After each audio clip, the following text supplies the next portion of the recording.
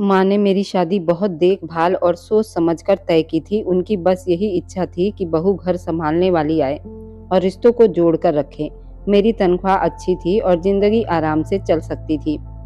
मगर सगाई होते ही मेरी दुनिया बदलने लगी, क्योंकि मैं अपने होने वाली पत्नी शशि से चोरी छुपे मिलने लगा था और अपनी बहन से शशि का नंबर लेते ही मैं उस नंबर पर ट्राई करने लगा था। और मेरा शक सही निकला। फोन सही जगह पर लगा था। शशि ने ही फोन उठाया था। शायद उसको भी मुझसे बात करनी थी। और उस दिन के बाद से वही अरेंज मैरिज धीरे धीरे लव मैरिज में बदलने लग गई। मैं शशि को शादी से पहले दिन से चाहने लगा था। एक दिन मैं शशि के स्कूल चला गया था और उस दिन से हमारी मुलाकातें भी शुरू हो गई थी। और शशि भी मुझसे बहाने बहाने बाहर मिला करती थी और अपने दिल की चाहत मुझे बताया करती थी। दूसरी मुलाकात में ही मैं शशि के बहुत करीब आ गया था, उसके धड़कनों के करीब आ गया था। उसने पहली बार जब मेरा हाथ पकड़ा था, जैसे पूरी दुनिया थम गई हो। उसने अपनी मोहब्बत की कसम खिलवाई थी। मेरा हाथ ले जाकर अपने सीने पर रखा था, जिससे मेरा हाल बहुत बुरा हो गया था। उस दिन शशि मेरे सीने से लगी मेरी धड़कनों को सुन रही थी और उस दिन मुझे भी बेहद गुमान हुआ था कि मैं बहुत खुशकिस्मत हूँ, जिसे इतनी खूबसूरत मंगेतर मिली है और मैंने पहली बार उसके होठों को छुआ था। ये किस बहुत लंबा चला था। फिर शशि ने वादा किया था, हम इससे आगे नहीं बढ़ेंगे जब तक हमारी शादी नहीं हो जाती। मैं उसकी बात को मान गया था। उससे अनगिनत वादे किए थे कि मैं उसे हर खुशी दूंगा। उसके आंखों में जो सपने हैं उसे सच कर दिखाऊंगा और उसकी हंसी को कभी फीका नहीं पड़ने दूंगा। शशि भी मेरी ही तरह खुले मिजाज की थी, बात बात में मोहब्बत लुटाने वाली औरत थी। अब हम मिलते तो समय जैसे थम जाता। उसकी हथेलियां मेरी उंगलियों में सिमटती और उसकी धीमी मुस्कान मेरे दिल की धड़कनों को तेज कर देती। मैं उसे घुमाने ले जाने के सपने बुनता और वह मुस्कुराकर कहती कि बस साथ चाहिए, जगह अपने आप खूबसूरत हो जाती है। मैं दीवानों की तरह उसे चाहने लगा था और फिर आखिरकार वह दिन भी आ गया जब हम दोनों की शादी हो गई। मैं तो उसे देखकर दीवाना हो गया था। वह सुहाग रात के दिन बेहद कातिल लग रही थी और मेरा तो हाल ही बुरा था। मेरी सारी इच्छाएं पूरी हो गई थी। मेरी दुल्हन मेरे घर आ गई थी। मंगनी के 1 साल के बाद मेरी शादी फाइनली आज हो गई थी और मैं तो बहुत ज़्यादा एक्साइटेड था। सुहाग रात के लिए मैंने क्या कुछ नहीं सोच रखा था। जब मैं शशि के सामने गया तो मैं तो जैसे दीवाना हो गया था। उसने बड़े प्यार से मेरा पैर छुआ, मुझसे आशीर्वाद ली। सिंदूरदान तो मैंने मंडप में कर आया था, पर मेरी पत्नी अपने हाथों में फिर से सिंदूर लिए बैठी थी और उसकी इच्छा थी कि वह सामने से मुंह दिखाई में मैं उसकी मांग भरूं। मैंने वैसा ही किया और उसके लिए मैंने पहले से ही मुंह दिखाई में सोने का हार लिया हुआ था, जो मैंने उसके गले में पहना दिया था। उसके बाद मैं उसके गर्दन को चूमता हुआ दोबारा से बिस्तर पर लिटा चुका था। धीरे धीरे उसके ब्लाउज के हुक तक पहुंचा। उसने जरा भी आनाकानी नहीं की। शायद वह भी इसी इंतजार में थी। और फिर मैं धीरे धीरे उसको सारे कपड़ों से आज़ाद करता दीवाना हुआ था। मेरी खुद की हालत बहुत बुरी हो रही थी। मेरी मनपसंद की दुल्हन मेरे सामने बिन कपड़ों की थी। मैं उस पर घटा बनकर छा गया था। वह भी बादल बनकर मुझ पर फट पड़ी थी। दोनों की हालत सेम हो रही थी। कुछ घंटों की मेहनत में शशि की चीखें तेज हुई, पर शशि ने अपने ऊपर से मुझे ना हटने दिया। उसके आहों के बीच मैं तो जैसे दीवाना हो रहा था। सारी रात हम दोनों की मोहब्बत में ही कटी थी। बहन की आवाज पर आंख खुली थी। अब हर दिन हमारी सुहाग रात की तरह बीत रही थी। दफ्तर से लौटते वक्त कदम तेज हो जाते थे, क्योंकि दरवाजे के उस पार शशि मेरा इंतजार करती। मैं उसे बाहर घुमाने ले जाता, बाहर से खाना मंगवाता। हम दोनों उन छोटे छोटे पलों में बहुत खुश रहते। उसकी हंसी मेरे लिए सबसे बड़ी दौलत थी। फिर चीकू और बंटी आए। उनकी किलकारियों से घर में रौनक भर गई। शशि बच्चों को गोद में लेकर जब मुझे देखती तो उसकी आंखों में एक पूरा भविष्य चमक उठता। लेकिन ये सब मेरी माँ को पसंद नहीं आता। उन्हें सिर्फ भविष्य की चिंता रहती और अपनी इकलौती बेटी सीमा के लिए बचत का बोझ। घर खर्च का हर पैसा बचाकर सीमा पर खर्च होने लगा। मुझे माँ और बहन की परवाह थी, मगर मेरी जिम्मेदारी शशि और बच्चों के प्रति भी थी। मैं चाहता था कि मेरी पत्नी को किसी चीज की कमी न हो, पर माँ के आगे मेरी एक न चली। मैंने अपनी पूरी कमाई उनके हाथों में सौंप दी। घर ठीक से चले। उसी दिन से घर का नक्शा ही बदल गया। हर चीज पर ताले लगने लगे। खर्च गिनती में आने लगा और हंसी की जगह खामोशी बैठने लगी। मेरे दोनों बेटे चीकू और बंटी भूख से बेहाल होने लगे और शशि उन्हें सीने से लगाकर अपनी भूख छुपा लेती रात को वो मेरे पास लेटकर कुछ कहना चाहती, फिर चुप हो जाती। मैं उसका हाथ थाम लेता और वो मेरी उँगलियां पकड़ लेती। उस स्पर्श में अब भी वही मोहब्बत थी, मगर उसके नीचे टूटी हुई उम्मीद की थरथराहट छिपी होती। मेरे किए हुए सारे वादे माँ और बहनों के सामने झूठे पड़ गए। उनके भविष्य की चिंता ने मेरे घर का बेड़ा गर्क कर दिया। वे जहाँ थे वहीं सिमट कर रह गए, मगर मैं आगे बढ़ना चाहता था। भविष्य को अपने नजरिए से देखना चाहता था और उसमें शशि भी शामिल थी। फिर भी मैं माँ के आगे उसकी मोहब्बत को समझ न सका और घर की सारी जिम्मेदारी माँ और बहन पर छोड़ दी। तब जाकर मुझे एहसास हुआ कि मैंने घर चलाने की चाबी तो सौंप दी थी, लेकिन शशि के सपने, चीकू और बंटी की मासूम भूख और अपने ही प्यार की गर्माहट को धीरे धीरे ताले के पीछे बंद होते देखा। मेरे बच्चे जब रात को दूध मांगते तो मेरी पत्नी अक्सर दूध में थोड़ा सा पानी डालकर उन्हें पकड़ा देती और मासूमियत से समझाने की कोशिश करती। शायद वही दूध है। मुझे तो हमेशा यही गुमान रहता था कि उसने उन्हें ठीक से दूध भी नहीं दिया होगा। मेरी माँ ने घर के सारे सामान पर ताले लगाए हुए थे। मैं भी हर महीने की पूरी कमाई उनके हाथ पर रख देता, क्योंकि वो हमेशा कहती थी कि घर का खर्च वही चलाती है। एक दिन शाम को काम से वापस आते हुए मेरी नज़र मोहल्ले के कचरे के ढेर पर पड़ी। मेरा दिल दहल गया जब मैंने देखा कि मेरा अपना बेटा वहीं से एक ब्रेड का टुकड़ा उठाकर मुझे देखते ही वह घबराकर बोला, पापा पापा, मम्मी को बहुत भूख लगी है। और मेरा दिमाग जैसे सुन्न हो चुका था। उसे उठाकर मैं जल्दी जल्दी घर की तरफ भागा। घर पहुंचते ही मेरा दूसरा छोटा बेटा नींद से उठा और रोते हुए बोला, मम्मी मम्मी, भूख लग रही है, दूध दे दो ना।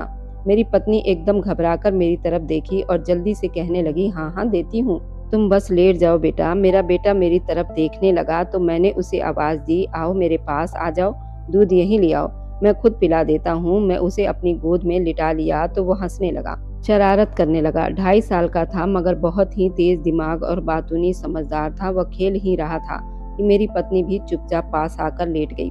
उसने दूध खिड़की के पास रख दिया। मेरा बेटा मुंह बनाकर मेरी गोद से निकला, अपनी जगह पर लेटा और दूध मुंह से लगा लिया। मैंने पत्नी से कहा, मुझे पकड़ा देती, मैं खुद पिला देता। और फिर धीरे से कहा, देख आज भी वो मेरे पास बैठना चाहता था, मगर तुमने उसे दूर भेज दिया।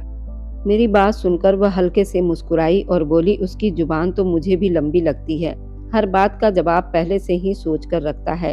तो क्या करूं, वह खुद दूध नहीं पी सकता क्या? फिर पीता है तो इतने नखरे क्यों दिखा रहा था?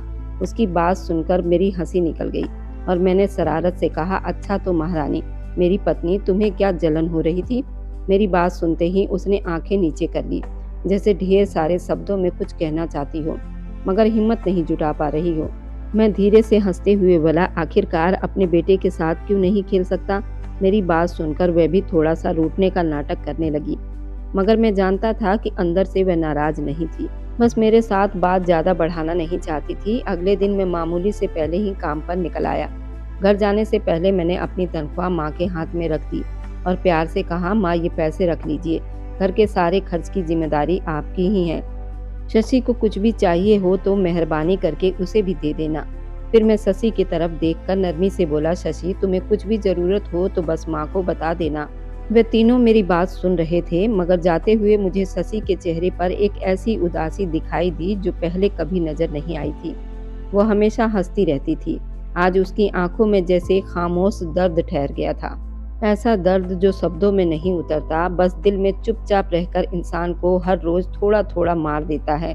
मुस्कुराने वाली, सब कुछ बर्दाश्त कर लेने वाली औरत थी वे, जो मेरे हर दुख में चुपचाप शामिल रहती थी, हर मुश्किल में मेरा हाथ थामे खड़ी रहती थी, कभी मुझे अकेलापन महसूस नहीं होने देती थी। उसके चेहरे पर मायूसी की परछाई मैंने पहले कभी नहीं देखी थी, मगर उस दिन वो खामोश खड़ी थी, जैसे उसके दिल के भीतर कुछ टूट गया हो। पूरा दिन मेरा मन काम में नहीं लगा। शशि की वो बुझी हुई आंखें बार बार मेरे सामने आती रही। मैं सोचता रहा कि आखिर ऐसा क्या हुआ कि उसकी वो खूबसूरत मुस्कान अचानक जैसे मुरझा गई। क्या ये इसलिए था कि मैंने फिर से पूरी तनख्वाह माँ के हवाले कर दी थी? शायद उसने यही समझ लिया हो कि अब मेरे पास उसके लिए कुछ भी नहीं बचा। लेकिन उसे क्या पता था कि मेरे पास बोनस के कुछ पैसे जमा थे और मेरा इरादा था कि आज उन्हीं पैसों से उसे खुश कर दूं, उसे बाहर घुमाने लेकर जाऊं, उसकी पसंद की चीजें दिलवाऊं। बहुत साल बीत गए थे, मैं उसे कहीं लेकर भी नहीं गया था। शायद वह भी यही उम्मीद लगाए बैठी थी कि आज मैं उसे बाहर लेकर जाऊंगा, मगर तनख्वाह माँ को देते देखकर उसकी वो उम्मीद बुझ गई होगी। ये सब सोचकर मैंने फैसला कर लिया कि आज मैं जल्दी घर लौटूंगा और शशि का दिल साफ करूंगा। उसे एहसास दिलाऊंगा कि वो मेरे लिए कितनी खास है। जब मैं घर पहुंचा तो मन कहीं और ही उलझा हुआ था। शशि घर के कामों में व्यस्त थी। वॉशिंग मशीन चला रही थी और वह कपड़े निकालकर तह लगा रही थी। मुझे देखते ही उसके चेहरे पर मेरे आने की खुशी झलक उठी। वह हैरानी और खुशी से बोली, अरे आप इतनी जल्दी आ गए, लगता है आज काम जल्दी खत्म हो गया। मैं मुस्कुराकर बोला, हाँ, बस सोचा कि कुछ वक्त अपने घर वालों को भी दे दूं। तुम जल्दी से अपना काम निपटा लो और फिर तैयार हो जाओ। आज मैं तुम्हें शॉपिंग पर लेकर जाऊंगा और हाँ, खाना भी बाहर ही खाएंगे। आज तुम्हें कुछ पकाने की जरूरत नहीं। शशि के चेहरे पर ऐसी खुशी दौड़ गई जैसे बरसों बाद उसे उसकी मनपसंद चीज मिल गई हो। उसने धीरे से सिर हिलाया, आंखों में जैसे भगवान का धन्यवाद झलक रहा था। मेरी बातें सुनकर और मेरा बदला हुआ अंदाज देखकर वह जैसे खिल उठी। उसी में और तेजी से घर के काम निपटाने लगी। मुझे भूख कुछ ज्यादा ही लग रही थी, इसलिए मैंने नरमी से कहा, शशि कुछ खाने को हो तो दे दो यार, फ्रिज में फल फ्रूट हो, जूस हो तो बना दो।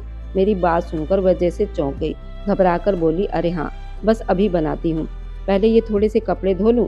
मैं चुपचाप सिर हिलाकर चारपाई पर लेट गया। वो मेरे सामने खड़ी होकर काम करती रही। हर काम बड़ी समझदारी और सलीके से करती रही, मगर वक्त गुजरता गया और वह जूस लाना भूल गई। मेरी भूख और प्यास दोनों बढ़ती जा रही थी। गला सूखने लगा था, दिल चाह रहा था कि जल्दी कुछ मिल जाए। कुछ देर बर्दाश्त करने के बाद मैंने फिर आवाज दी, शशि देख लो, जूस बना दो या कोई फल ही हो तो दे दो, सच में बर्दाश्त नहीं हो रहा। वह जल्दी बोली, बस बस ये कपड़े समेट कर रख दूं, फिर से आती हूँ। और फिर से काम में लग गई, जैसे मेरी बात की उसे कोई जल्दी ना हो। उसने सामने घर का एक एक काम पूरा कर लिया। उसके बाद अपने कपड़ों की तैयारी में लग गई। बालों में कंघी की, दुपट्टा ठीक किया, जैसे बाहर जाने की खुशी उस पर पूरी तरह सवार हो गई हो। मगर हैरानी की बात यह थी कि अब तक उसने मुझे खाने को कुछ भी न दिया था। मेरी भूख धीरे धीरे गुस्से में बदलने लगी। दिल में ख्याल आया कि ये कैसा व्यवहार है, पति कब से भूखा बैठा है, 2 बार कह भी चुका है, फिर भी उसे जैसे कामों और शॉपिंग की तैयारी की ही पड़ी है। मेरा दिल अचानक भारी सा हो गया। मैंने खुद को संभालते हुए कहा, शशि मुझे कुछ खाने का दोगी या नहीं? क्या हर चीज तुम्हें मुझसे ज्यादा जरूरी लग रही है? मैं बिस्तर से उठ बैठा और थके हुए गुस्से भरे शब्दों में बोला, अगर मालूम होता कि जल्दी आने का इनाम भूखे प्यासे बैठे रहना होगा तो मैं ऑफिस में ही बैठा रहता, कम से कम वहां कुछ खा तो लेता। मेरे शब्दों में गुस्सा नहीं बल्कि दिन भर की थकान, भूख और भीतर का टूटा हुआ दर्द घुला हुआ था, क्योंकि दोपहर से मैंने एक निवाला तक मुंह में नहीं डाला था। भूख और प्यास अब बहुत तेज लगने लगी थी। मेरी बात सुनते ही शशि के चेहरे पर झट से शर्मिंदगी छा गई। वह धीमी और टूटी हुई आवाज में बोली, मैं अभी आपको कुछ खाने को दे देती हूँ, बस माँ आ जाए। मैंने अभी बंटी को भेजा है, उन्हें बुला लाए। ये सुनते ही मेरा सब्र जैसे टूट गया। गुस्से में मेरे मुंह से निकल पड़ा, मेरे खाने की जरूरत माँ से क्या संबंध है? शशि तुम मेरी पत्नी हो, मेरे खाने पीने का ख्याल रखना तुम्हारी जिम्मेदारी है। माँ आकर मुझे क्या खाना खिलाएगी? पहले भी तो खाना तुम ही बनाती थी। मेरा गुस्सा बढ़ते बढ़ते हाथों तक पहुँच गया था। मैं बिस्तर से उठा और बोला, रहने दो, मैं खुद ही जाकर कुछ खा लेता हूँ, भूख अब बर्दाश्त नहीं हो रही थी। ये कहते हुए मैं सीधे किचन की तरफ बढ़ा। शशि घबराकर जल्दी से मेरे पीछे ही आई थी और मेरा बाजू पकड़कर रोकने लगी, नहीं नहीं, आप किचन में मत जाइए, मैं खुद लेकर आ जाती हूँ, प्लीज। लेकिन अब मेरा धैर्य जवाब दे चुका था। मैंने उसका हाथ हटाया और भारी कदमों से किचन की तरफ अंदर चला गया। अंदर पहुंचते ही मेरे कदम वहीं जम गए थे। मेरी आंखें हैरानी से फैल गई थी, जैसे किसी ने सीने के बीचों बीच जोर से घूंसा मार दिया हो। फ्रिज पर ताला लगा हुआ था, राशन के सारे दराज तालों में बंद थे, अलमारियों पर भी ताले जड़े थे। बाहर एक निवाला तक खाने का नहीं रखा था। ये घर था या कोई कैद खाना? मैंने पलटकर शशि की तरफ देखा। हैरानी, दुख और गुस्से ने मेरी आवाज को भारी कर दिया। ये सब क्या है? किचन की हर चीज पर ताले क्यों लगे हैं? आखिर ये सब किसके लिए छुपाया जा रहा है? शशि ने तुरंत नजरें झुका ली, जैसे कोई मुजरिम हो। उसकी आवाज बहुत मुश्किल से निकली, ताले मैंने नहीं लगाए, ये सब मम्मी ने लगाए हैं, चाबियां उन्हीं के पास रहती है। फिर वह और भी धीमी हो गई, जैसे अंदर ही अंदर टूट रही हो। मैं तभी से माँ का इंतजार कर रही थी, इसलिए आपको कुछ खाने को नहीं दे सकी। मेरे हाथ में कुछ भी नहीं होता, मैं चाहकर भी कुछ नहीं दे पाती। उसके शब्दों में ऐसा दर्द था कि मेरे सीने पर बोझ और बढ़ गया। मैं कुछ पल बस उसे देखता ही रह गया। समझ ही नहीं पा रहा था कि गुस्सा किस पर करूं और अपने दिल का दर्द किसे सुनाऊं। दिमाग में बस एक ही सवाल अटका था, आखिर माँ किचन पर ताले क्यों लगाती हैं? शशि ने बेहद धीमी आवाज में कहा, मुझे नहीं मालूम। माँ ऐसा क्यों करती हैं? आप खुद ही उनसे पूछ लीजिए। ये कहकर वह किचन से बाहर चली गई, मगर इस बार उसके शब्दों में वो मिठास नहीं थी जो हमेशा होती थी। जिंदगी में पहली बार उसने मुझसे ऐसे सख्त और थके हुए लहजे में बात की थी, वरना उसकी आवाज तो हमेशा कानों में मिठास घोल देती थी, नरम, सम्मान और प्यार से भरी होती थी। उसकी बदली हुई आवाज ने मुझे भीतर से बेचैन कर दिया और मैं घबराहट और बेसब्री के साथ माँ के आने का इंतजार करने लगा। जैसे ही माँ घर में दाखिल हुई, मैं बिना किसी लिहाज किए पूछ बैठा, माँ किचन में हर जगह ताले क्यों लगाए हैं? बाहर तक कुछ खुला नहीं छोड़ा। आखिर ये सब किसके लिए कर रही हो? घर में मैं हूँ, शशि हैं, बच्चे हैं, इसके अलावा और कौन है? कोई नौकरानी भी तो नहीं आती कि सामान चोरी हो जाए? मेरा सवाल सुनते ही माँ एक पल को घबरा गई, जैसे पकड़ी गई हूँ। फिर खुद को संभालते हुए बनी बनाई बातें करने लगी। मैं तो पड़ोस में जा रही थी, तुम्हारी पत्नी का क्या भरोसा, कभी भी कहीं पर भी चली जाती है, इसलिए मैंने किचन में ताला लगा दिया। बाहर का दरवाजा भी खुला रहता है, कोई अंदर आकर सामान ना उठा ले, इसलिए सावधानी रखती हूँ। उनकी बातें सुनकर मैं गहरी सोच में पड़ गया। शशि तो वैसे भी घर से बाहर निकलने में बहुत झिझकती थी, अकेले कहीं आने जाने का नाम तक नहीं लेती थी, मगर उस वक्त मुझसे बहस करने की हिम्मत नहीं बची थी। मैंने माँ से चाबियां ली, किचन का ताला खोला, फ्रिज से कुछ फल निकाले और खुद भी खाने लगा। साथ ही शशि और बच्चों को भी दे दिए।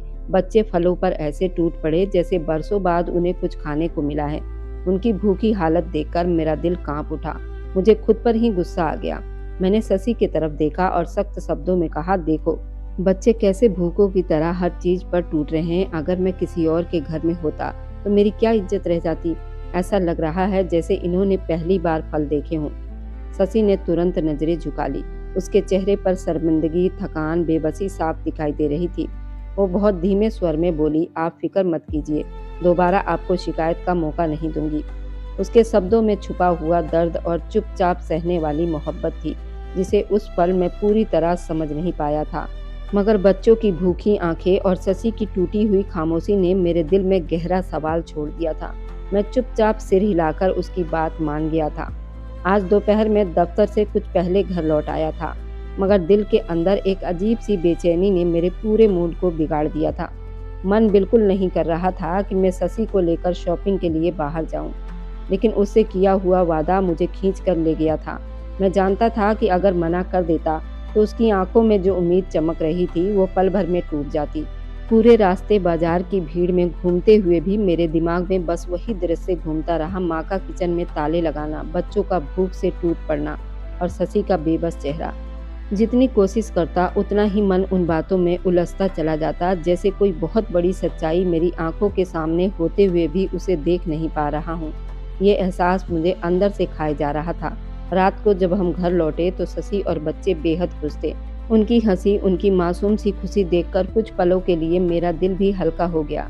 लगा जैसे जिंदगी अभी अभी सांस ले रही हो। दरवाजे पर पहुंचते ही देखा कि माँ हमारा इंतजार कर रही थी। उनके चेहरे पर आज एक अजीब सी खामोशी थी, जैसे दिल में बहुत कुछ दबा हो, मगर बाहर आने का रास्ता ना मिल रहा हो। मैंने बाहर से लाया हुआ खाना उनके सामने रखा।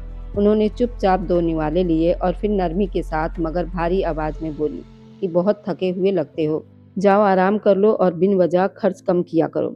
जमाना महंगा है, बच्चे आज छोटे हैं, कल बड़े भी होंगे तो जिम्मेदारियां बढ़ेगी।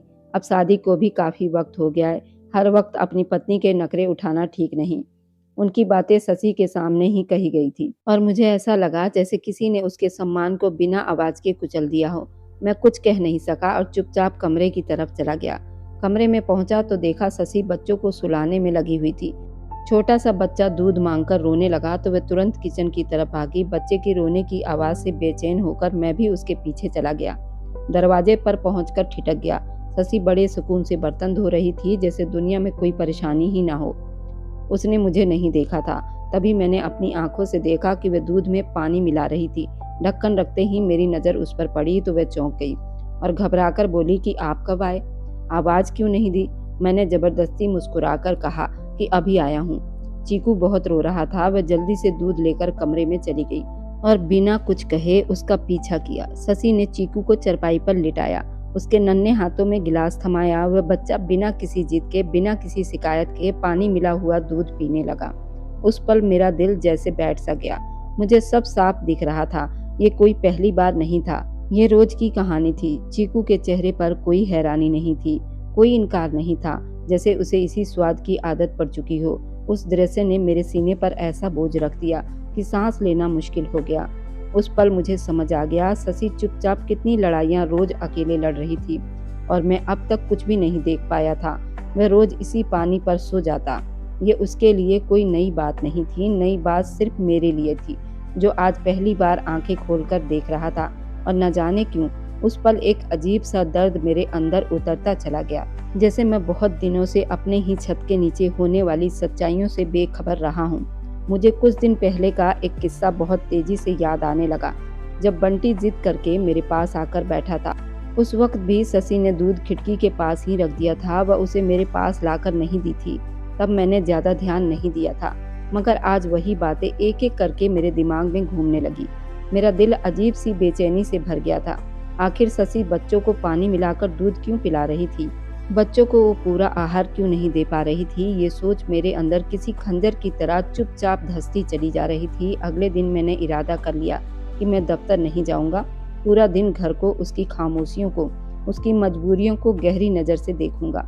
मगर हैरानी की बात यह थी कि उस दिन दूध वाला आया ही नहीं। चाय भी डब्बे के दूध से बनी थी। रात आई तो फिर वही मामूली सा दृश्य। शशि ने चीकू और मेरे दोनों बेटों को दूध की जगह पानी थमा दिया और वे दोनों हमेशा की तरह चुपचाप पीकर सो गए, जैसे ये उनके लिए कोई मामूली बात हो। ये मंजर मेरे दिल को अंदर तक छलनी कर गया।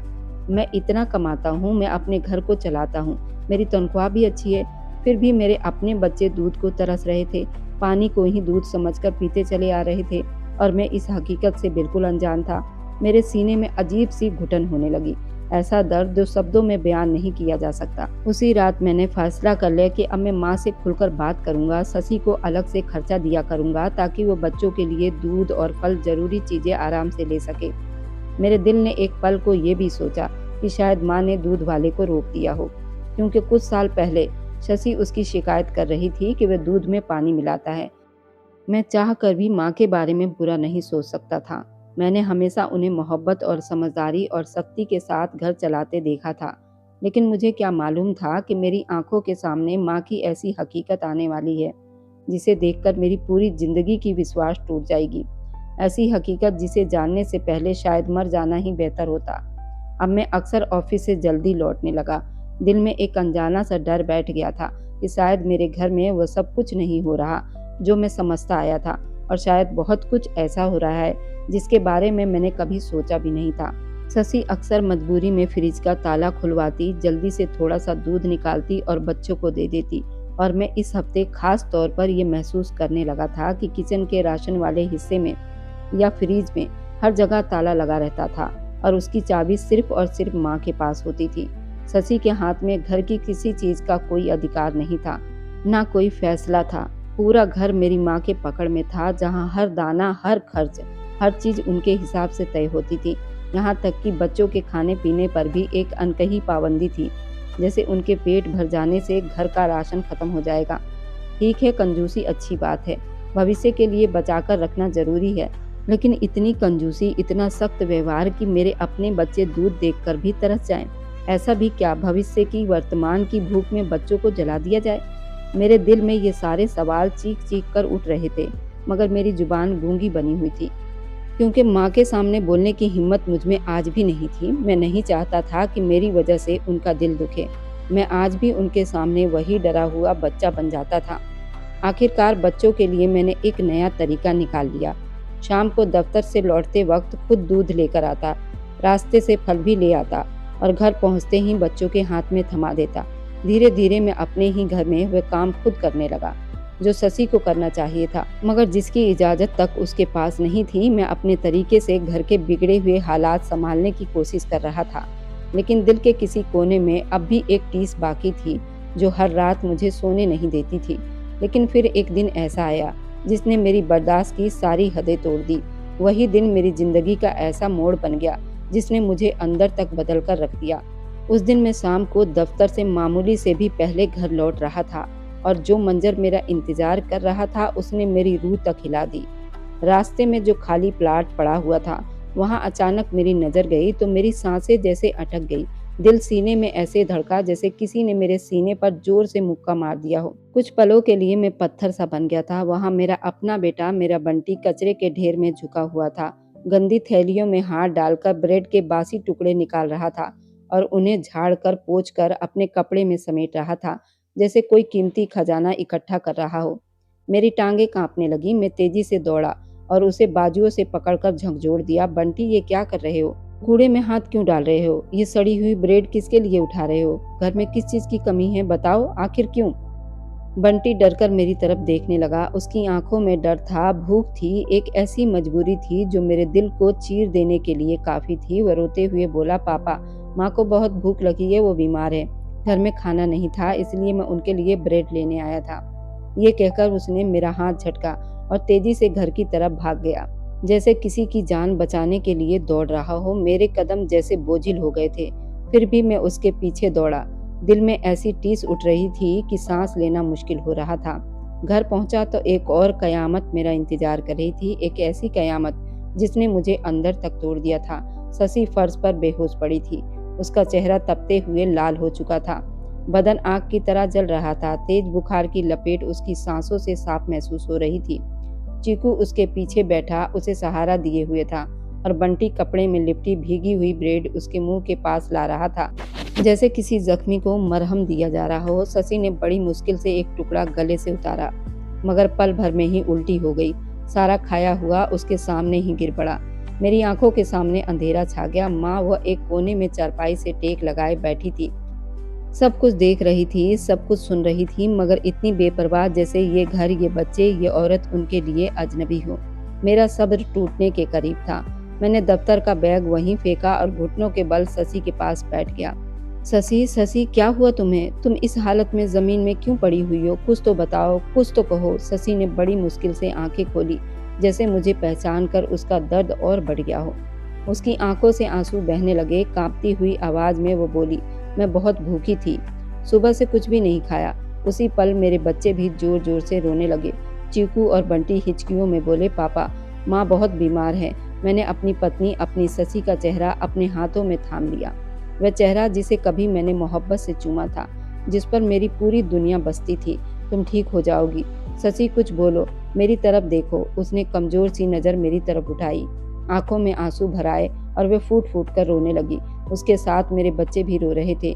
उस पल ऐसा लग रहा था जैसे मेरी दुनिया उलट गई हो, जैसे मैं किसी गहरे अंधेरे कुएं में गिर गया हूँ, जहाँ सिर्फ बेबसी, दर्द, टूटती हुई सांसें हैं। डॉक्टर ने साफ शब्दों में कहा था, शशि को रोटी नहीं देनी, उसकी तबीयत और बिगड़ सकती है। इसलिए हमने दादी से बहुत विनती की थी, कम से कम बिस्किट या ब्रेड दे दें, मगर उन्होंने खाने की हर चीज देने से मना कर दिया था। उनका कहना था कि घर का राशन यूं ही नहीं लुटाया जा सकता। उस एक जिद में मेरी जिंदगी की सारी सच्चाइयों को मेरे सामने नंगा कर दिया था। तुम्हारी पत्नी को दिखावे की आदत है, ये सब नखरे करती है, उसे रोटी और दूध चाहिए, यही सब कहकर माँ ने बात को टाल दी थी। जबकि हकीकत ये थी कि बंटी और चीकू कूड़े के ढेर से ब्रेड उठा लाए थे और शशि की हालत इतनी बिगड़ चुकी थी कि वह उसे खा भी नहीं सकी और तुरंत उल्टी कर दी। ये मंजर देखकर बच्चों के चेहरे पर डर सा छा गया। मेरे बेटे ने सिसकते हुए पूछा, पापा, माँ मर तो नहीं जाएगी? उसकी आवाज में ऐसा दर्द था कि मेरा दिल टूट कर रह गया। मैंने उसे गोद में उठाया, सीने से लगा लिया और मेरी आंखें बेकाबू होकर माँ की तरफ उठ गईं, गुस्से और बेबसी से भरी हुई थी। शशि को जल्दी से अस्पताल लेकर गया। डॉक्टर ने साफ कहा, शशि के शरीर में बहुत ज्यादा कमजोरी है, लंबे समय से ठीक से न खाने की वजह से ये हालत बनी है और ये लापरवाही जानलेवा भी हो सकती थी। ये सुनते ही मेरी आंखों के सामने अंधेरा सा छा गया। मैं वही आदमी था जो हमेशा ये मानता रहा मेरे घर में किसी चीज की कोई कमी नहीं है, मगर सच्चाई ये थी कि मेरे अपने बच्चे भूख से कमजोर हो रहे थे और मैं कुछ नहीं देख पा रहा था। अस्पताल से लौटते वक्त मैंने गर्मा गर्म खाना, फ्रूट और जूस पैक करवाया। घर पहुंचकर पहले बच्चों को पेट भरकर खिलाया, फिर शशि के पास बैठकर उसके माथे पर हाथ रखा, उसकी कमजोर उंगलियों को अपनी हथेली में भर लिया और पहली बार दिल से महसूस किया, ये औरत सिर्फ मेरी पत्नी नहीं, मेरी पूरी दुनिया है। उसके चेहरे पर हल्की सी मुस्कान आई, जैसे मेरा छूना उसके लिए दवा बन गया हो। उसके बाद मैं सीधा माँ के पास गया। मैंने शशि की हालत और बच्चों की भूख के बारे में सब बता दिया, मगर उन्होंने हंसकर बात टाल दी। और कहा कि उस औरत को ड्रामा करने की आदत है। मैं एक एक रुपया बचा कर रखती हूँ, फालतू खर्च बर्दाश्त नहीं करती। एक दिन देखना तुम्हारे ये सब काम आएंगे। उनकी बातें सुनते सुनते मेरे अंदर का सब्र पूरी तरह टूट गया। मैंने भरी आवाज में कहा, माँ आज के बाद घर का खर्च मैं खुद संभाल लूंगा, आपको सिर्फ आपकी जरूरत का पैसा मिल जाएगा। शशि ने रास्ते में मुझे सब बता दिया था कि कैसे उसे हर छोटी छोटी चीज के लिए तरसना पड़ता था, कैसे बच्चों के दूध तक पर ताले लगे हुए थे। उस दिन के बाद मैंने घर की सारी जिम्मेदारियां अपने हाथ में ले ली। वक्त बीतता गया, घर में फिर से सुकून लौट आया। बच्चों के चेहरे पर हंसी आने लगी, उनकी आंखों से डर गायब हो गया। शशि की तबीयत धीरे धीरे ठीक हो गई। रात को जब वो बच्चों को सुलाकर थकी हुई मेरे पास बैठी तो मैं उसके सर पर हाथ फेर देता। वह चुपचाप मेरी तरफ देखती, उसकी आंखों में शुक्रिया होता। बिना एक शब्द कहे, शायद यही हमारी सबसे गहरी मोहब्बत थी, खामोश मगर सच्ची। बाद में मुझे पता चला कि माँ की सारी भविष्य की चिंता सिर्फ बहन सीमा के लिए थी। माँ सीमा के लिए पैसे जोड़ना चाहती थी, उसके आने वाले कल के लिए, और उसी डर में उन्होंने मेरे बच्चों का आज छीन लिया था। आज ये सच उनके सामने आया तो पहली बार माँ की आंखों में शर्मिंदगी दिखी। वह चुप हो गई। अब वो सीमा का नाम लेते वक्त भीग जाती थी और कई बार बच्चों को देखते हुए उनकी आंखें भर आती थी। शायद उन्हें समझ आ गया था कि भविष्य को बचाने के चक्कर में उन्होंने वर्तमान को कितना दर्द दिया था। उस दिन मैंने देखा, माँ ने खुद अपने हाथों से बच्चों को दूध दिया और शशि के लिए फल काट कर रखे। उनकी उंगलियां कांप रही थी। घर में फिर से शांति थी, मगर उस शांति के पीछे बहुत आंसू छुपे हुए थे। कहानी यही खत्म नहीं होती, मगर यही समझ आ गया, मोहब्बत अगर समझदारी के बिना पर हो तो वह जख्म बन जाती है, और जब समझ आ जाए तो वही मोहब्बत इंसान को अंदर से बदल देती है। उस रात मैंने शशि को अपने पास खींच लिया, उसके माथे को चूमा और दिल ही दिल में खुद से वादा किया, अब इस घर में कोई भी भूखा नहीं सोएगा, चाहे मुझे किसी से भी लड़ना पड़े। और अब जाते जाते आप सभी से एक दिल से निकली छोटी सी गुजारिश है, आप मेरी ये वीडियो जहाँ से भी देख रहे हैं, कमेंट में अपने शहर और राज्य का नाम जरूर लिखिए। सच कहूँ तो आपके कमेंट पढ़ना मेरे लिए किसी तोहफे से कम नहीं होता। हर नाम, हर जगह मुझे आपसे और भी गहराई से जोड़ देती है। और जो लोग मेरी वीडियो को अपना कीमती समय देकर देखते हैं, लाइक करते हैं, शेयर करते हैं, उन सभी का मैं दिल से धन्यवाद करती हूँ। अगर आज की कहानी ने आपके दिल को छुआ हो, आंखें नम कर दी हो या मन को सुकून दिया हो, तो बस एक छोटा सा काम कर दीजिए, वीडियो को लाइक कर दीजिए और अपने उन दोस्तों तक पहुंचा दीजिए जिन्हें ऐसी कहानियां पसंद है। और हाँ दोस्तों, अगर अभी तक आपने हमारे इस छोटे से परिवार का हिस्सा नहीं बने हैं तो चैनल को सब्सक्राइब जरूर कर लीजिए, क्योंकि हर सब्सक्राइब मेरे लिए सिर्फ एक नंबर नहीं बल्कि आपका भरोसा, प्यार होता है। हम फिर मिलेंगे कल एक और नई दिलचस्प भावनाओं से भरी कहानी के साथ। तब तक मुझ पर अपना स्नेह और आशीर्वाद बनाए रखें। आप सभी को मेरा प्यार भरा नमस्कार। खुश रहिए, स्वस्थ रहिए और हमेशा मुस्कुराते रहिए।